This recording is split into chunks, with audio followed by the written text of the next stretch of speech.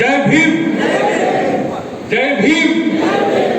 ఎందుకు ఈ మాట పదే పదే అంటే కొంచెం ఉత్సాహం రావాలి మీలో. ఇంకా ఇష్టడేమో అని కొంచెం ఆలోచనలో పడ్డరా అన్నట్టుగా కూడా కనబడుతున్న పరిస్థితి. సరే, మిత్రులందరూ కూడా మాట్లాడకంటే ముందు కొన్ని విషయాలు చెప్తే దాన్ని కన్క్లూడెడ్గా కృష్ణని కూడా మాట్లాడతారు, ఇంకా కొంతమంది మాట్లాడతారు. పెట్టు చేస్తున్నాడు కాక, ఇన్నంటే ఇంట్లోండి కానీ పెట్టు చేస్తున్నాడు. దళిత బంధుకు 500 కోట్ల రూపాయలు కేటాయించడాన్ని మనం వ్యతిరేకించలేము. ఆహ్వానిస్తావా లేదా అనే దాని దగ్గర చర్చ ఉంది. 1000 కోట్ల రూపాయలు 100 కుటుంబాలు 119 నియోజకవర్గాలు అనే అంశం మొట్టమొదటిది. అట్లా కాదు పిల్లగా అన్నాం. మరి ఎట్లా? నేను దళితులకు బంధువునైతా అన్నాడు. మరి కా అన్నా. అయితే హుజురాబాద్లో నేను 20,000 కుటుంబాలకు 2,000 కోట్ల రూపాయలు ఇస్తా అన్నాడు. చెప్పినావు కానీ కొంచెం అనుమానం ఉంది కాక అన్నాం. చెప్పినావు కానీ అనుమానం ఉంది అంటే అనుమానం ఏం పడనక్కర్లేదు. 1,00,000 కోట్లైనా సరే ఇస్తా, ప్రతి దళితునికి నేను ఇవ్వాల్సిందే అని అన్నాడు. 1,00,000 కాదు కాక 2,40,000 కోట్ల రూపాయలు అయితే అని చెప్పినాం. అన్నాక మొన్న హైదరాబాద్లో జరిగిన మీటింగ్లో హుజూరాబాద్లో మొట్టమొదటి నువ్వు ఇస్తే నమ్ముతావు, నువ్వు వ్యక్తిస్తావు అనేది పక్కన పెట్టు. హుజూరాబాద్లో కనుక నువ్వు ప్రతి దళిత కుటుంబానికి 10 లక్షల రూపాయలు ఇవ్వగలిగితే, అది కూడా ఎన్నికల కోడ్ కంటే ముందే, అంటే ఎన్నికల నోటిఫికేషన్ కంటే ముందే ఇస్తే నిన్ను నమ్ముతాం అన్నాం. అయితే అందరికి కాదు, కొందరికే 16 నుంచి నేను మొదలు పెడతా అన్నాడు. మరి 2-3 రోజులకు నోటిఫికేషన్ వస్తే ఎట్లా? మరి 2వ వారంలో నోటిఫికేషన్ అని సెంట్రల్ ఎలక్షన్ కమిషన్ నుంచి ఒక తాకీదు రాబోతుందని వినికిడి వస్తే ఎట్లా? నేను 16 నుంచి ఇస్తా అంటే వాళ్ళు వేసింది నేను ఏం చేయాలని తప్పించుకోదు. ఎంత అంటే నువ్వెంత అంటే మేమెంత అనుకున్నాంగా. వచ్చిన ఒక కాడికి కలిసినాం మనం. 15వ తారీఖు నాడే నువ్వు పెట్టుకుపోయినావు. మన కృష్ణ చెప్పిన రోజు ఆగస్టు 15వ తారీఖు స్వాతంత్రం వచ్చిన రోజు దళితులకు ఇంకా స్వాతంత్రం రాలే. నేను ఆర్థిక స్వాతంత్రాన్ని ఇచ్చే ఒక అదృష్టం నాకు బాబాసాహెబ్ అంబేద్కర్ ద్వారా వచ్చిందని నువ్వు ప్రకటించుంటే ఎంత బాగుంటున్నావు. కానీ నీకు కొంచెం ఈగో నాయపాడు, కానీ కొంచెం అహమాట వచ్చింది. 16వ తారీఖు పోయినావు, ఓకే. కానీ ఇక్కడ మేము కాంప్రమైజ్ కాదు ఒకటే, 500 కోట్లు 5,000 కుటుంబాలకు వస్తాయి. ఏ 5,000 కుటుంబాలకు? హుజూరాబాద్ 5,000 కుటుంబాలక, లేదంటే తెలంగాణ మొత్తంలో ఉండే 5,000 కుటుంబాలక? ఈ లెక్క తేలాలి. ఎందుకు కాక కోకాపేటలో ఒక తుకుడా విలువ 1,100 కోట్ల రూపాయలు నా భూమి. కోకాపేటలో నా భూమి అమ్మింది 22 ఎకరాలు, 1,100 రూపాయలు మొన్ననే గల్లపేటలు వేసుకుంటు కాక. మరి ఆ తుకుడా అమ్మితేనే 22 ఎకరాలు అమ్మితేనే 1,100 కోట్లు వస్తే దాంట్లోకి వెళ్ళి బిచ్చమేసినట్టు 500 కోట్లు తీసేసినవా? లేదు, ఎక్కడి నుంచి ఈ నిధి వస్తున్నది అనేది తెలవాలి కదా. నువ్వు ఎస్సీ కార్పొరేషన్ నుంచి ఇస్తున్నావా, లేకపోతే సప్లాన్ చట్టం ద్వారా వచ్చిన వాటి నుంచి ఇస్తున్నావా, లేదు కేసీఆర్ ఇంట్లో నుంచి ఇస్తున్నావా కూడా తెలవాలి. ఇది తెలియకుండా ఏమైతుంది? నువ్వేదో ఇప్పుడు సప్లాన్ చట్టం అంటే నువ్వు ఇచ్చేదేంటిగా నాదే కదా. 20,000 కోట్లు నేను సంవత్సరానికి చెప్పాలని గతంలో కాంగ్రెస్ పార్టీ హయాంలో మన నాయకుడు అప్పుడు దామోదర్ రాజనరసింహ గారు ఒక మాదిగ నాయకుడు చేసిన చట్టం అది. దాని ద్వారా మా ఊళ్ళకి 20,000 కోట్లు తేవాలని చట్టం తెచ్చుకున్నాం. మరి నువ్వు 500 కోట్లు ఇచ్చి అడిగేస్తాంటే ఎట్లా? గద్దనే చుట్టు పట్టున్నాం, గాడనే చుట్టు పట్టేది.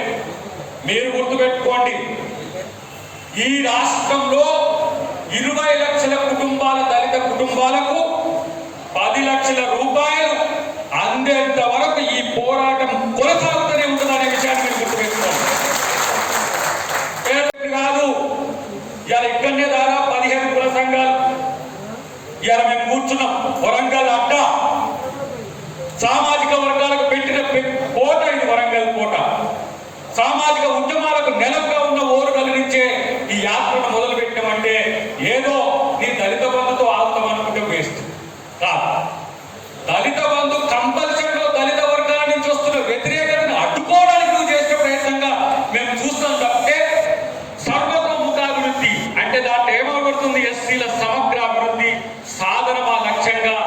కూటమి ఏర్పడ్డది.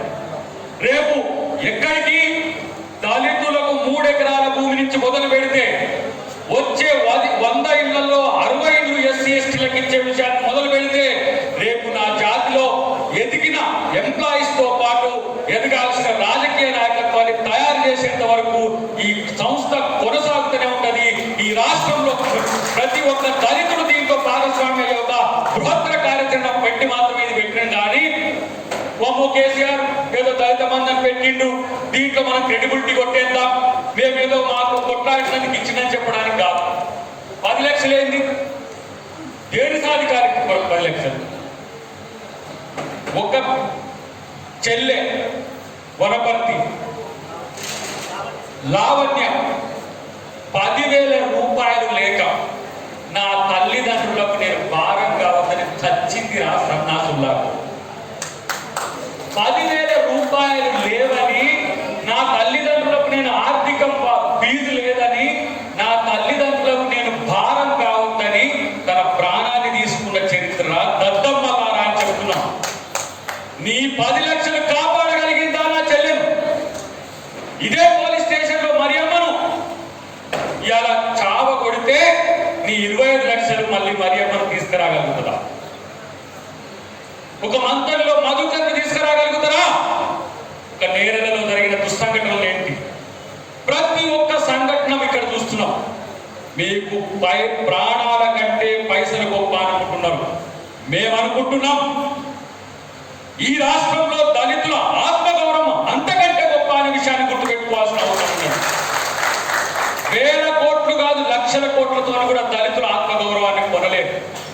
ఈ మాట ఎందుకు చెప్తున్నా అంటే, దళితుడిని ముఖ్యమంత్రి చేస్తా అన్నావు, చేసినవా? చేయలేదు. మేమన్నా నీ మీద కొట్టానా? అయ్యా నువ్వు దళితుని ముఖ్యమంత్రి చేస్తావా, ఎందుకు భయగా చేయాలి బతిలాడలేదు. ఏ దళితుడు ముఖ్యమంత్రి ఎందుకు చేయదు ముఖ్యమంత్రి కేసీఆర్ అనలే. మేమైతాం, మా అస్తిత్వంతో అయితాం. ఎవరో బానిసలా అయ్యే దళితుడి ముఖ్యమంత్రి అయినట్టు కాదు.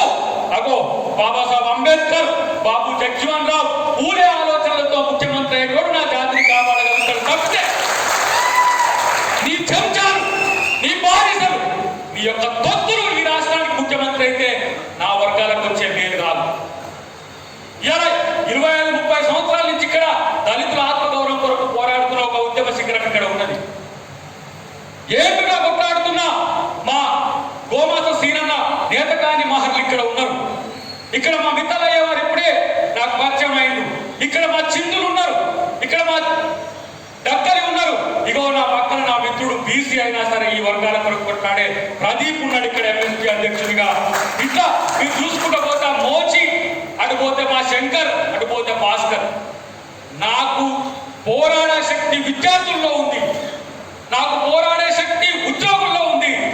నా జాతి కుల సంఘాల్లో రాజకీయ చైతన్యం కొరకు బాబాసాహెబ్ అంబేద్కర్, పూలే ఆలోచనతో పాటు ప్రధాని కాకపోయి ఆగిపోయిన నా బాబు జగ్జీవన్ రామ్ స్ఫూర్తితో మేము కొట్లాడే ఒక సత్తా ఉన్న విషయాన్ని మేము గుర్తుపెట్టుకోండి. మేము పైసలు ఇస్తాం, ఓట్లప్పుడు ఇస్తే 1000 రూపాయలు 10,000 అవుతాయి, 10,000 రూపాయలు 10 లక్షలు ఇస్తాయి. 10 లక్షలు ఇస్తే వాళ్ళు ఓట్లు వేస్తారనే ఒక దగులుబాచి ఆలోచనలు ఉంటే ఎవరికైనా సరే ఇది ఒక చెప్పు దెబ్బల భవిష్యత్తులో ఉండేటట్టు కూడా ప్రయత్నం చేయాల్సిన అవసరం ఉన్నది. ఎందుకు ఈ మాట అనాల్సి వస్తున్నది? మా ఓట్లు ఏమైనా అమ్మకానికి పెట్టిన దళితులారా, బాబాసాహెబ్ అంబేద్కర్ ఓటు ఇచ్చినప్పుడు ఒక మనిషి ఒకే ఓటు, ఒక ఓటుకు ఒకే విలువ. వానికి 100 అంతస్తుల బిల్డింగ్ ఉండని, గుడిచ మీద చెత్త లేకపోని ఆ ఓటుకు ఉండేది ఒకే విలువ. ప్రజాస్వామ్యాన్ని బతికిచ్చేది ఆ వ్యక్తి ఓటు విలువనే. ఆ ఓటును కొనాలని చూస్తే కాదు, ఆ ఓటును ప్రేమించండి, ఆ ఓటును బాగు చేయండి, ఆ ఓటుకు సంక్షేమాన్ని ఇవ్వండి, ఆ ఓటుకు ఆత్మగౌరవాన్ని ఇవ్వండి, ఆ ఓటుకు నీతో సమానత్వం అనే ఒక అవకాశాన్ని ఇవ్వండి. ఆ ఓటు నువ్వు తీసుకోగాని ఇస్తా కొనుక్కుంటా అంటే బేరమా ఇది కాదు. ఏ కంపల్సరీలో కేసీఆర్ ఈ నిర్ణయం తీసుకుంటో నాకు అనవసరం. కానీ నా జాతి వర్గాలకు, పేద మహిళలకు, పేద విద్యార్థులకు, పేద తల్లులకి ఇలా మేలు జరిగే కార్యక్రమం కాబట్టి మేము ఇలా స్వాగతిస్తూనే విమర్శిస్తూ ఇది గట్టిగా చేయాలని కొట్టాడుతున్నాం. అసలు వీళ్ళు ఏం మాట్లాడుతున్నారో నాకు అర్థం కావట్లేదు అనుకుంటున్నాడు కేసీఆర్. ఎందుకంటే పాలకుని యొక్క ఆలోచన ఎప్పుడు ఓట్ల వైపే ఉంది కనుక. నన్ను 75 సంవత్సరాల నుంచి నన్ను ఓటుగానే చూసినావు కనుక, నన్ను మనిషిగా ఇంకా గుర్తించలేదు కనుక, రాజ్యాంగం ద్వారా నేను మనిషిగా గుర్తించబడి నేను ఇప్పుడు ఎదుగుతున్న వేళ నాకు అధికారం రాకుండా చేసి ఎందుకనే ఏమైనా దీంట్లో దాగి. హలో పీపుల్, నేను మీ Gayatri Gupta. Please subscribe to Tambola TV. Very interesting. Subscribe to Tambola TV. Chaka. Hi, hello, namaste. It's me, Madhvi Lata. Please subscribe to Tambola TV.